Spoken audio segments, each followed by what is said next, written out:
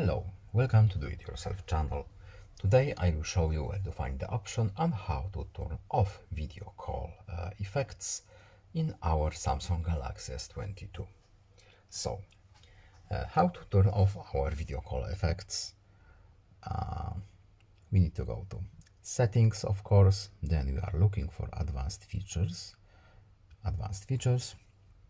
and here we have video call effects.